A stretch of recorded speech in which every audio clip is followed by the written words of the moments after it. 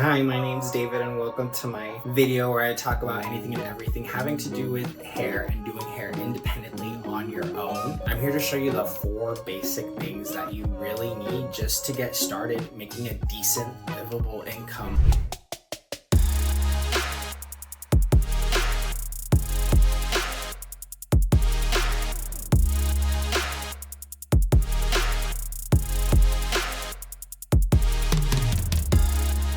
Okay, so the first thing that you're going to need are your tools and supplies. Now, you probably already have that if you're in beauty school, honestly.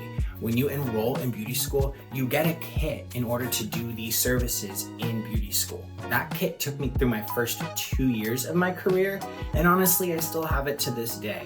Parts of it. A lot of it's been lost or given away to friends, but whatever, same thing. Now, the second thing that you probably need from your supplies is a back bar of color. Now, welcome to this mess that I have back here.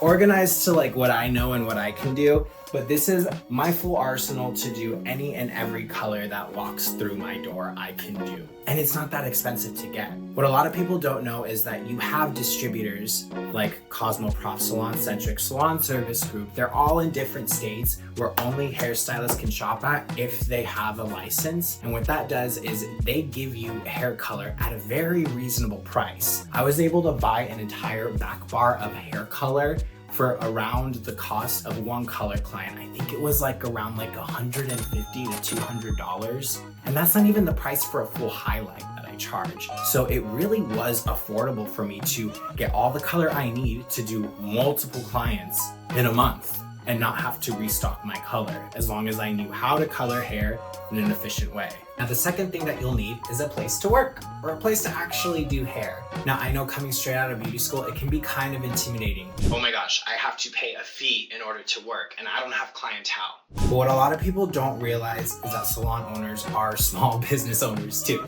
And as much as we need a place to work, and we need to put food on the table, they need their chairs filled. They need people renting out their booths, renting out their suites. Now, a hairstylist may be cutting a deal for a new client at say 25% off or 30% off their first service. Salon owners will often cut a deal with other stylists in order to get that chair filled. I remember my first salon ever, shout out to Jamie at Salon Argent in Salem, Oregon. She gave me my first 3 months free.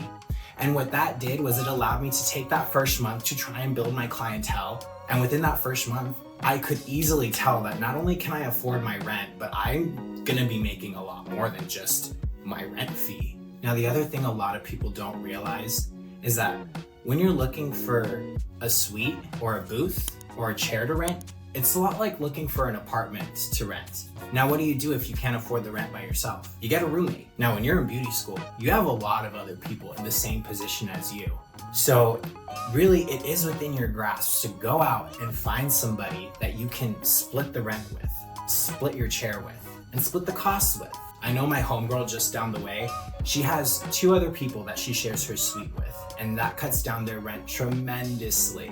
Now, I am in Dallas, Texas, so the price point for a suite can be a little bit higher than what's in your small towns. And here, honestly, I do pay $300 a week for my rent. Now, as long as I have 1 client in per week at that price point, which in a big city isn't that hard to achieve, my rent is paid and everything else is just profit into my pocket.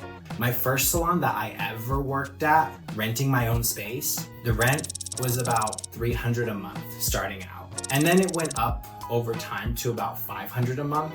But even so, that was just 1 month. And when my colors were at a much smaller price point, it was still very easy to achieve that amount to pay my rent and then have an excess for myself as well. So really all it is just taking the time to shop around, go meet with different salon owners, see what's out there, because more likely than not, you're gonna find something that is within your budget, that is achievable for you to start your own business up. Now, the third thing, and if you're in beauty school, you probably already know this, licensure. You need the proper licenses in order to conduct your own business. But honestly, as long as you've gone through beauty school and you've completed your beauty school program and you've passed all your tests, all this really consists of is finding out what kind of licenses you need in your state and then just paying for it. In Texas, I need 2. I need my cosmetology license, and then I need my mini salon license. And both of which My mini salon license cost me about $70. My cosmetology license, I really couldn't tell you. I really can't remember. I just remember that I had to purchase it during a time when I was very broke and it was not very expensive. But really, it's nothing more than just finding out what they are and paying a fee for them. So if any of this was helpful for you at all, please go ahead and like this video. It'll help me out big time. And stick around and subscribe, because that's what I want to do with my free time now that I've achieved my goal of working in my own little mini salon and making good money, and at the same time, not really working that much. So in my free time, this is what I do. This is what I like to do, and this is what I'm gonna do. I'm gonna create videos like this to kind of show other people that it's really not that hard to make a good, decent, livable wage all on your own. Thanks, bye-bye.